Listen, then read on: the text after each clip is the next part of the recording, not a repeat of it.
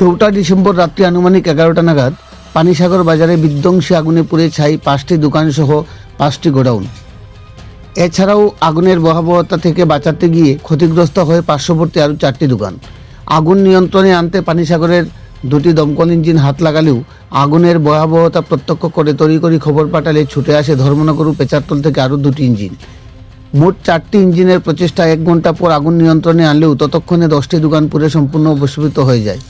4টি ইঞ্জিনের সাথে আগুন নিয়ন্ত্রণে আনতে সক্রিয় ভূমিকা পালন করে পানিসাগর সিভিল ডিফেন্স ভলান্টিয়ার সহ ব্যবসায়ী ও স্থানীয় লোকজন। দোকানগুলোতে ছিল জুতা, প্লাস্টিক, বাসন এবং কাপড়ের দোকান। আগুনে পুড়ে ক্ষতিগ্রস্ত হয় কুমার দাসের 7টি দোকানবিটি সহ 3টি গোডাউন ঘর। পরিস্থিতি নিয়ন্ত্রণে আনতে মাঠে নামে পানিসাগর পুলিশ সহ টিএসআর বাহিনী। এতগুলো দোকান একসাথে ভস্মীভূত হলেও আগুনের সূত্রপাতের বিষয়ে এখনও সঠিক কোনো তথ্য বেরিয়ে আসেনি। তবে প্রাথমিকভাবে বৈদ্যুতিক শর্ট সার্কিট থেকে আগুনের সূত্রপাত বলে ধারণা করা হচ্ছে।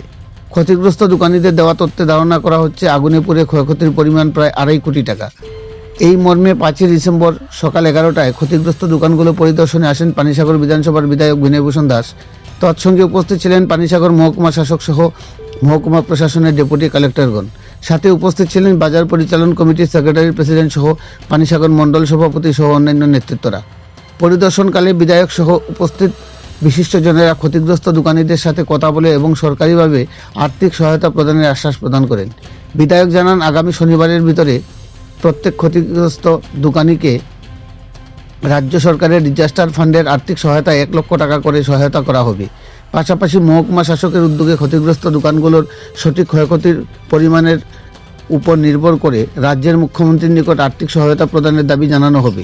শীতকালীন এবং বিয়ের মৌসুমে কাপড়সহ জুতা এবং প্লাস্টিক ও গিফট আইটেমের দোকানগুলো পুড়ে গিয়ে বিশাল পরিমাণ ক্ষয়ক্ষতি হওয়াতে পথে বসার উপক্রম ক্ষতিগ্রস্ত দোকানীদের।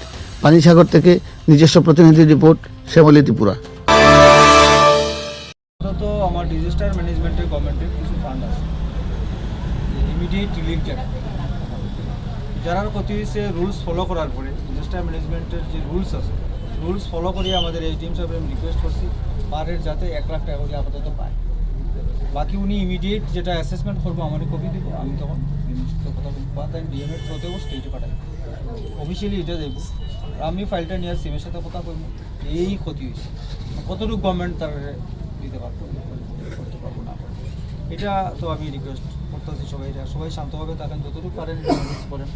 আপনার ইনকোয়ারি বা তাড়াতাড়ি ইনকোয়ারি করার কথা বলছি, ইনকোয়ারির কথা করে মোটামুটি সামান্য আর যার ক্ষমতা অনুসারে আর এবং এইটাই 1 লাখ টাকা যে দেওয়া বইটার উদ্দেশ্যই হইল যাতে ওই টেম্পোরারি শেডটা আবার বানানো যায়, এটা পার্মানেন্ট তো করা যেত না, এটা দিয়ে যাতে টিন টান দিয়েও যাতে এটা চালু করা যায় আবার বন্ধ করা যায়, ওইটাই উদ্দেশ্য। আপনারা একটু ধৈর্য ধরেন সবাই, যারা যারা ক্ষতি হয়েছে আমরা দেখতেছি, সরকার দেখবো, সরকার তো বন্ধ করি তো যাতে কারো ক্ষতি না হয়।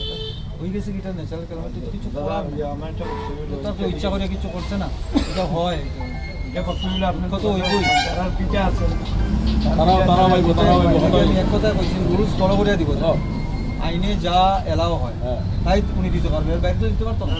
1 লাখ টাকা এটা তাই ফলো করিয়া কই কে পাইব না পাইব, ঠিক আছে দেখেন যা হয়েছে তো সমান দিতে